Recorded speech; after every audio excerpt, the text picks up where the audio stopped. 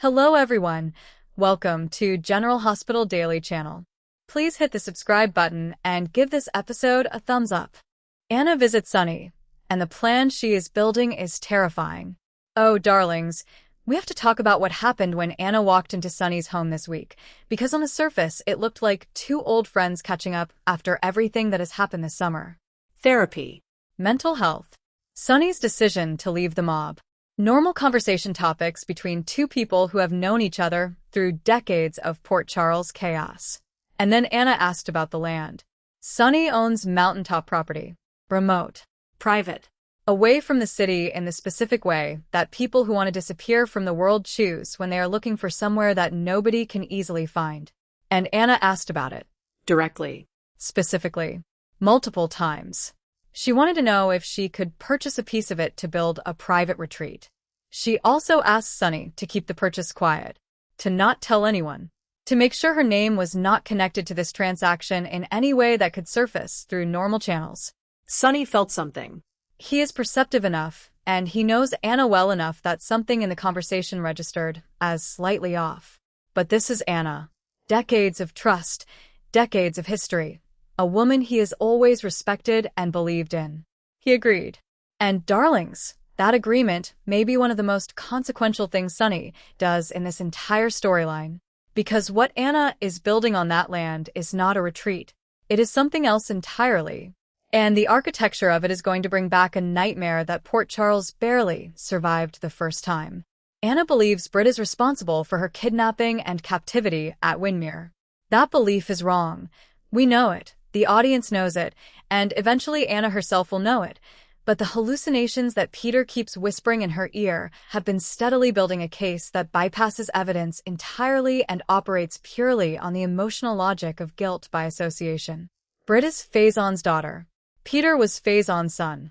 In the distorted internal world that Anna has been inhabiting since she came back from France, those bloodlines mean something they do not actually mean. And what Anna may be planning is the thing that should make everyone who loves her feel genuine terror.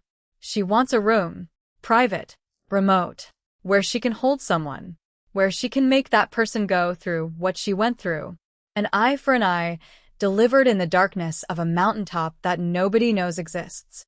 The person who is methodical and precise and trained at the highest possible levels of intelligence work is now applying all of those skills to something that Peter is pushing her toward. And the most dangerous version of Anna is not the one who acts impulsively. It is the one who plans. Britt has no idea. The people who love Anna have no idea. And the land deal with Sunny has been made quietly enough that the usual channels of Port Charles information are not going to catch it. Someone needs to reach Anna before she builds something on that mountain that she cannot come back from. Pentonville erupts, and Sunny is the prime suspect. Now, darlings, let us talk about the situation inside Pentonville, because the attack that spoilers have been hinting at all summer has apparently happened. And the fallout of it is going to land directly on Sunny at exactly the moment when he is working hardest to prove that his new life is legitimate. Here is what the leaked script information is telling us. Both Sidwell and Curtis took serious beatings behind bars. Curtis's injuries are severe enough that scenes have been filmed with him in the ICU, and for anyone who loves Curtis, the words ICU should send a very specific kind of alarm through your body. This is not a minor incident. This is a man fighting for his life in a hospital bed while the people who love him stand outside hoping. Dante found out. He informed Justine. And Dante, doing exactly what a good detective does, sent Joe to speak with the prison warden and the security team. The investigation is already moving. But here is where it gets genuinely complicated for Sunny. Footage from the Pentonville visiting room exists. And that footage shows something that is going to be very difficult to explain away. The inmate who carried out the attack is someone who works for Sunny. And a meeting between that inmate and another one of Sunny's employees is on record. Dante is going to have to recuse himself from this investigation. His own father is the primary suspect, and that conflict of interest is real and significant. He acknowledges it. He steps back. And Justine takes the lead. Justine believed Sunny when he promised he would not go after Sidwell behind bars. She wanted to trust that promise. She accepted it from a man who has given her reason to care about what he says. And now she is sitting across from surveillance footage and witness accounts that point directly at him, and she has to figure out whether what she believed about Sonny was real or whether she was played. Emma doubts Sonny would do this. She knows what it would mean for Trina. She knows what Joe's reaction would be if his grandfather was responsible for putting Trina's father in the ICU. These are not small emotional considerations. They are the human cost of an accusation that may be based on circumstantial evidence rather than truth. Because here is the other possibility that nobody has fully examined yet. Sidwell said it was not over.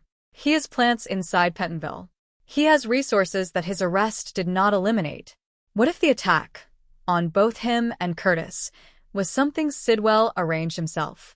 What if appearing to be a victim while actually targeting Curtis is exactly the kind of move Sidwell would make? An attack that implicates Sonny, damages Curtis, and leaves Sidwell looking like collateral damage rather than the architect? That would be a very Sidwell thing to do.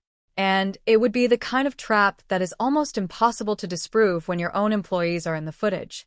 What these two storylines mean, and how Port Charles survives what is coming.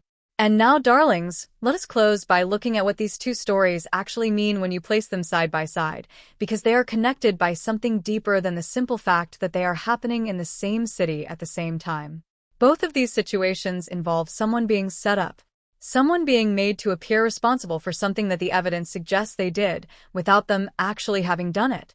Anna is being steered by a hallucination toward actions that the real Anna, the Anna who has dedicated her life to protecting people, would never choose. Sonny is being positioned as the architect of a prison attack that may have been engineered by the very man it appears to target. In both cases, the person bearing the accusation is someone Port Charles has always trusted. Someone whose track record and whose relationships make the accusation feel wrong to the people who know them best. Emma cannot believe it of Sonny. Valentine would not be able to believe it of Anna. And yet the evidence, in both cases, is pointing in a direction that is very difficult to dismiss. This is Port Charles at its most sophisticated narratively, using the machinery of trust and history to create situations where the truth and the appearance of truth are in direct conflict, where the people most equipped to defend the accused are also the people whose closeness to them makes their defense seem like bias rather than accuracy. Curtis is in the ICU. That is the immediate human cost. A man who has done nothing wrong in this specific situation, who has always tried to operate from a place of integrity even when the world around him made that difficult, is lying in a hospital bed because he ended up in the middle of a war that was never truly about him. Britt is going about her days in Port Charles with no idea that someone she would consider a friend is building something on a remote mountain that could be intended to hold her. She is building a life. She is finding her footing in a future she did not think she was going to have.